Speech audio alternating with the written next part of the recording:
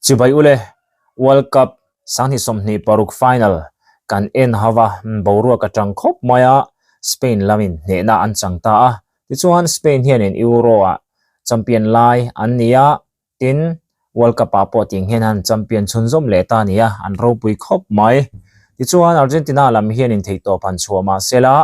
ne nan chang zo talawani huna topa boina a chuak ta a he khovelin makkatia khovel ti ril hai tu po ani e hetiang hi thupos news kan hmu dan chu ni tani kumsang hi somni paruk FIFA World Cup final khel monom tak kan ena hun top ruala khel mol chunga thil thleng khan khovela ti bangbo hle ni Instagram a nutsel today chanchin tharon taran dan chuan referee in hun top hui sila ham rual khan Spain le Argentina player te khel mol chunga anin di boina sa hleya World Cup final chu boina rap thlak tak hnuaya atop tani hein ti boina chua ma hianin Spain player Eric Garcia le Gavi te khanin Argentina midfielder Leandro Paredes kha tongkamin anwa kheizo maya in khelzo hnuwa Paredes he red card pe ngalania achan chu Eric Garcia he akhoi masaka wang khani tani tongka kha chu important ta maro chu kutha ka khatianga anwa ti awang khan red card pe kania chumi hnuwa Gavi nen anin ti boy zui lea Gavi phei chu chuata lea khanin atlu hialani rampani shemna tortur chu hetiang hinitani khatiang khopa boina lian achuata ka chuan FIFA disciplinary committee chuanin rampani laka shemna alek ko ngei dona hengte hi anitani Argentina lam shemna boina bultran tu le chena zual Paredes Molina le Enzo Fernandez te anni awangin ani pathum hian shemna hi anma chonna zual donani Paredes pe hi chu match tam tak chung shem suspend ani donani Argentina Football Association AFA po poisa tam tak an choi tir don bokani Spain lam shemna chu an player te khanin Argentina player te kha tongkai nan vel sen na khawang khanin boina kha aron tran ta khania moilo takin anin aw khuma hetianga ingeni provocation antia anvani ta ka wang hianin substitute bench player te khelmol chunga ten ron tlan lut ve vak boka khangte wang khan Spain Football Federation RFEF po hianin poisa fai ingemo za chu an choi don bokani hi FIFA hianin he shemna hi apeve ti na aloni tani chu ole in khelzo nuwa khanin tiang khan in khel chung pohan boro kha tangkhop maya Argentina lam kha an tran ul dewem o ti theitur kha ania red card muten han oma tin fall kha atame me mai ni kalaya khanin antum dana chuan nia lang chu Argentina lam khanin Spain kha ati thinrima khatianga mo an boruwa ka kha an game kha ti boyan tumani chuan an mani game a khanin hroilu te po antum ani mel hle alandana chuan amaro chu Spain kha ril rupa ngai rengin tiang khan an game pa ngai rengin an khela an thinrim du haulo mai khangte ni wang khan Argentina lam kha an fall de oreng maya Messi po kha tran ul de mo ti theitur khanin tumni khat kha chu a fall trepa tum khat pe kha chu a lo om trepa ni chu tiang vel te po chu nia amaro chu o mani theitop chhoi hetianga champion tuma in bei khan nia kim to lo bok nen khangte wang khanin han tran ul de te po kha om veu maya amaro chu boruak tang tak noya tiang khan in khel hi an zo filta ania ta chuan thate tein lom mante an la nga chu tiang chuanin hunan mangdo ni moti lai khanin tongkam ni khatin etlaya hian ni tiang hianin an ron da ta a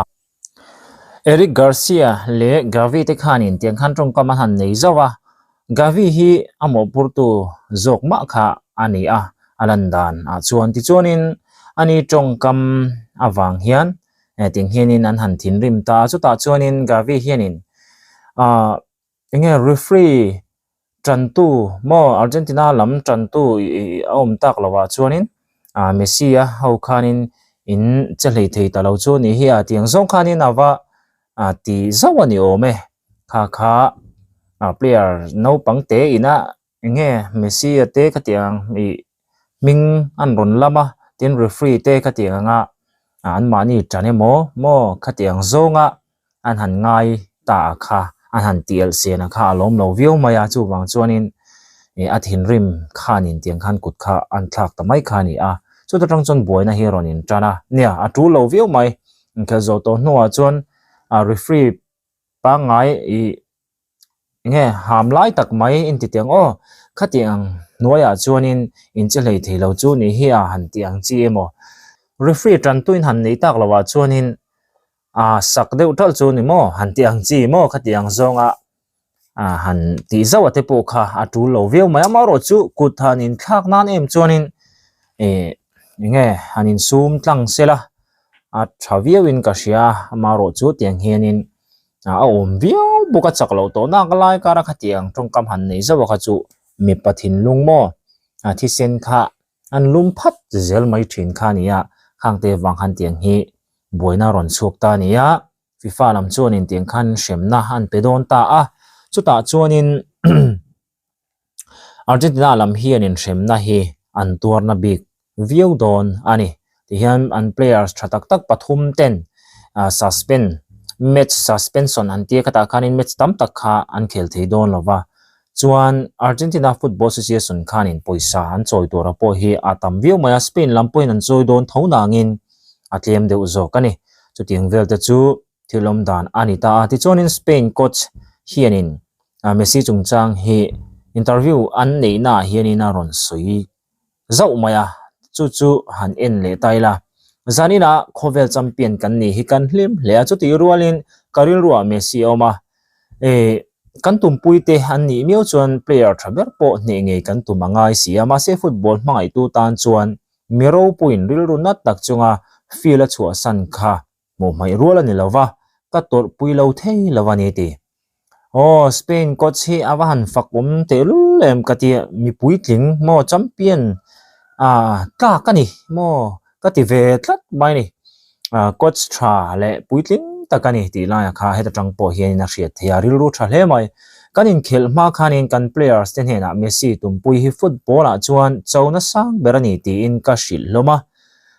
hamri karik tiratanga ato phlengin kan za em mo Messi kha kan za em tlang ani ti kan theina zong man ngai khopin min siam bokani ati ve helani a choi moi thiam khop mai in khel kanena nga chan threwe kani alanda na chuanin Messi akhati khopa han ven ngai mo han boi pui chiam ngai khan a om lem lo ti kha chu hai rual ani lawani amaro chu player ro pui tak mai mo rampum huap khovel huapa mingthang tak mai ani na kha ti hianin aza saka aron choi moi thar hle ani ti laya kha kan han soya in khel kanena kan threwe tangkai laveti na ni lo khanin a tha em ani amaro chu Messi te chu aro pui reng thawa maro chu nizan thim shiba te kha chuanin tuna coachina aron soyang hi chu ani lem lawa maro chu tiang hen hei anni dana chuanin anni nge hanin choi moya kha ani mai in thethia mang chu khalai zo ka coach ni na aron soi chu chan taka chu ni ta Messi tumpui football a chun chona sang berani tin a team te kha an shila khang te kha chu an zam te po khania a hlo om ve te thau yamal te po interview na ne a khanin kan han soya kan sheto ta khan Messi khanin na kana wa hi nge ka hla khem don lo che ni mo ka dim don lo che ni te khan ti vela amaro chu tiang khanin chak zo ka han tang ta yamal te ho kha chuan hamri karik tira tanga top thlengin Messi kha chu kan za em ani ti te po khanin an soya kan theina zong man ngai khopin ani hian min siam ti te khan ko chian a choi moi hle ani huna top khan kan du tu sam kan ti hlo tlina wangin kan hlim hle ma se Messi ka wa mu khanin football nun ronzia ka hriat chhuale pha le lampol lo ma wangin kan mi tuet la le lampole ro rilunat na awangin an mi tuet la thongani kha thil kha ka mu mai lawa an zawai mai khanin ka tuar pui koi pui bokani ti in relu puitling takin coach hi aron rong choka ti chon khovel in Spain kan champion ti a hereng toang so ti rolin Messi hi za na respect nen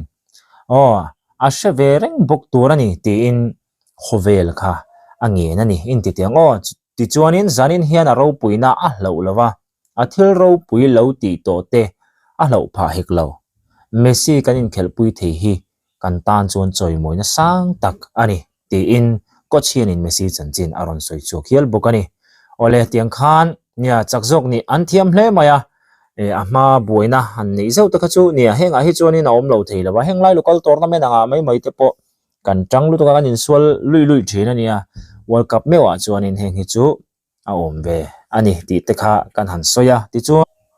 kamera ina aron lak photo si lo mo heta khovel pumina kanwa mu to si lo phena hian thil thlenga na sa hle mai ni zana khan Argentina hian champion le nge khan tu mani achan chu Messi hi hun top kha ani to a vena chu ta chuanin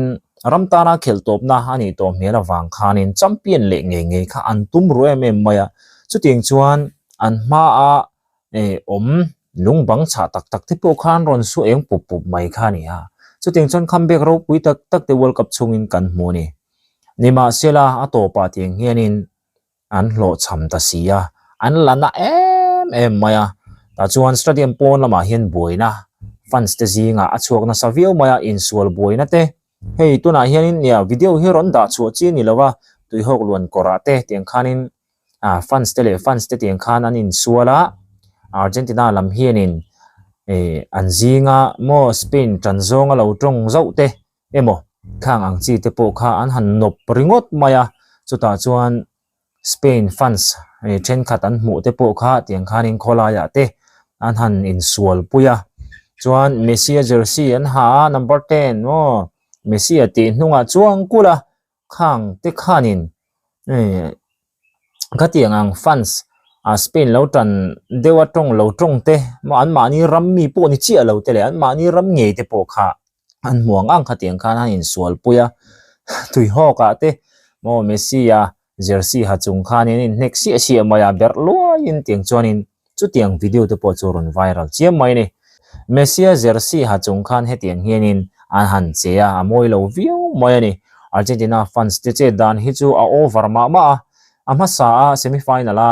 England ne na in khela ne nan chan rum po khan England flag te chilan han cha ka an han chil ron te le an han hal ang chi te khang chi kha khovel hianin adem maya ti chuan che dan moi lo tak in sual boina kan tianga po hin kumin chunga hian World Cup a Argentina fans te hi in sual boina chok chuak tamber an ni hial mai ni an record hi a thalo ang reng khop maya ti chuan an chak lo dan la hi an thumpui te goal lama khanin goal ball hlo om kha an nei manglawa voi hnia mo chau kha goal shoot na chance po kha an nei ania chak lo anin khela tang po khan kan phu ni chak lo hi kan lom takini pom thiam ma ngu ti mai o mani lai khan eti khop hianin an tur thiam lo mai a khela te khanin ne to ke me minemo ato pa han van doi pal keu ang chi te chu ala hria thiam theya henge mo fair lo de ule a complain ngai mo khatiang chi til fel lo anga wanga a hnu le zela tiang boru kan siam te khachu a o mani lema selanin khel dan hanen khanin Spain khan an phu hlia mai ni an hne lo mai khania ball ponin chan tam hle lu tuka chuta chuanin boina han chok chua pha na nem kha chuanin enge mo thil fel lo le fair lo kha awang ang reng maya lom taka pom thiam mai kha apui tling zia mani lain hetiang hianin anan che chiam maya chu khovel hianin a mu mai lova apui tak zet ani ti te po kha kan soi ani ti chuanin ni zana khanin Spain lam khanin goal thum kha an thuna amaro chu goal ni kha an pom sak talo khania pakha chu offside khania pakha chu fall khani tani offside kha chu achianga amaro chu fall ro kha chu VR kha han check sak selang chuanin referee khanin fall ani lo ti kha mu sakinarin no mani chu ta chuanin goal ang khanin a pom sak ngei kha arin no ma hanen reng khan ni jang han kan bangbo hlom view maya an keeper kha Argentina keeper khanin hliam turang mai khani ti khana leta amaro chu replay kan han en khanin a chiang mai engma han na tur kha omlova bolan chua kha a chuan lam khania chuan an defense pakhata khanin nge nat mel deuh khanin tiang khan verde nok mai khania amaro chu khata khan fall kha omlo ama khanin tiang khana poma na konga khan chuan khatianga bolan chuata kha tiang khanin advantage kha la ta let ta top mai khania na ke kha chuan azurap zo chuanin a riat theya ma ro chu khai VR han ron ta selang chuanin gola kha chu apom sakin arinom deu thlat maya nima sela tiang khana aya chiang zokin a gol thum nan han thun ta chuan 10 in an chakta 6-1 ania mo 6-0 mo 10-0 po ni se goal 1-0 nen khanin chaklo chu inang reng mai ni chowang chong goal khat kha to ke mem maya chung te po chu ania referee khanin Argentina tran lo han ti donila tuna kan soi zo tak chi te po kha VR ron lo khan tiang khanin a cancel sak mai ni apom lo sak mai ni chuan Spain atran ani han ti donila chu tiang bok chuanin nge fall tam taka te po khanin ham sak lo ang chi te po kha om ve tho bok ani ti te kha kan han soi ani Argentina lampang hianin thiam thu anon soi hi mo aside b lampang hi han en le taila Leandro Paredes in World Cup final zwa Gavi na inti bona chungchang heting interview na khana soya final hui silarik zwa mi zongsong an lom lai khanin Gavi chu alo kalati min hmuwa Spanish strong in voincho Messi puito referee emo VAR emo a omlo thlat mai ti hin amiron til zeu mai kha ka benga hian a ring eme mai ni ti ani chu ka ngai dan ni lo ta hle mai in khel top to nu le zela khatiang tong kam moi lo le in za lo na in til na tong kam mana kha mo athang tom thak hle in ka sia chawang chona bula chung ka vakal pheita a maya ka nek ta ni Messi la ka players no pangsok ten tong kam moi lo le tong kam thada taka an soi ka mu khan ngoi bo pui mai ka tum lo atia so mi nuwa chuanin boru ka lo so sang zo zela team pahnia tongin player te an lo tlan khoma khating boru kha a thleng zui ta ni players no pangsok ten team in za ton na an tlak cham kha apoye me ma khatiang in til na tong kam an man kha en liam har ka ti hleni te in a soi chua ka ni World Cup final zwa Ariel Rupik na satellite chuanin hetiang thil hi nia a om hlia ma se hanin ti bo zui pha na manero khachu a tu lo khop maya amaro chu tu point Messi za lo tak le moi lo taka a chungchang thuan soyemo antil na ka hriate ro ka ngoi bo pui ngai la wanga ti ve tat mai ni om ve tho mai ni Messi hi nia thlawangan hau em mai ni Spain lam player te kha duain khelmol pona tongkam an lo film khurto lo hlek kha apoi ve tho bokani eng wagin nge heta hian Spain lam hianin hetianga tongkam an che zeu kan ti chuan a ma thil thling to zong te wang kha lo ni ta Argentina boruk san je kan hrianga soisial tu te mo referee an tran ani VAR duty te zong pon tiang chi te thamna chungchang te le kha tiang kha tam em maya chuwang chuan khang thuleng wakara khan ni miawa wangin le heta anin khelmol chunga hianin nge final an khelna hian Argentina lam hianin tlema tongkam moi lo tele fall mo lo om tak taka katianga han ti te han thin rima han ti deu chuk ang te kha khelmo chuang khan an nei zo wang khan in khelan zo ta ka chuanin khatianga han tong zo kha lo cha kom ve viau kha ani theya tiang hianin ron tong zo kha ni ya chu Argentina lam hian an lana viau maya hey tam tak chuanin Argentina hi an chakin an chapawe me maya an chaklavin an thinarima boina an zong renga tiang chi ten tuna hian trol na soisial na an hlo na se me mai ni amai ro chu Messi nei tu ten ni ya Messi ro hi chu englai po hian ti hian in ngai tlom takin mo zaidam takin huna mangreng ati theiani engmo chang han ter at chu omlo theilo amai ro chu hetiang boina ka rai ro hi chuanin mutur om ngai manglawani tilai te po kha kan soya po ni sela an ui auyom viau maya Messi a big po aui pui om khop mai ti chuan Cristiano Ronaldo anu pui kan hrianga Georgina khan etian social media khanin account lama po saron siama toi te ani ama ro chu hi Argentina fans ten thin rim hle mai ni tam takha mo boru karon siam le hat mai enge kan ti chuan World Cup final Argentina te an han tom ta chi kha Ronaldo nu pui Georgina chuanin bye bye Argentina ti in an ron post ke maya chu social media la mahana viral chak view maya he po si an chang le sup mai ni Georgia hi Spanish quality tuin ina nei ni ma sela Argentina piang ani ti an hriatir tluk hlom mai ni chu tiang chuanin an vatim luai mai ni chu amaro chu henga wang hian ina po si a delete pha lem lawa Argentina kha bye ti ve sak maya achan chu heng te po hi omzia chuanin Ronaldo telle Messi te boru ka liane me ma fans te a tiang khani nep na ta me man compare thula Ronaldo chu final po thleng ve theilo chu tiang kha tiang chi ti khang zong songa khanin Messi fans te Messi an le Ronaldo takat chu in huan le kha tiang peng man nei lo mo anin mu pon tiang khani in close me mai ni amaro chu fans te awang khani he tiang boru ki an nei lian tlat thin ma chu ta chuanin an fans te hi tiang hen Georgina po hian an aron ti il ni te po hian a riat ve theya khalai kha tam tak chuanin tiang hian an lanai me maya za sang sing noi ni le ti chuangin an like mo ti chuan mi sing thum le sang khat ai hian an tam le fe to ni chung ho chuanin an va chang ron sup mai ni chu tiang vel te chu tun World Cup final a thil thleng te ani ta ni ti chuan Argentina keeper kha bik takina khongai thlak ang reng katia Martinez a khel thakop maya Spain laka khanin voice som lai mai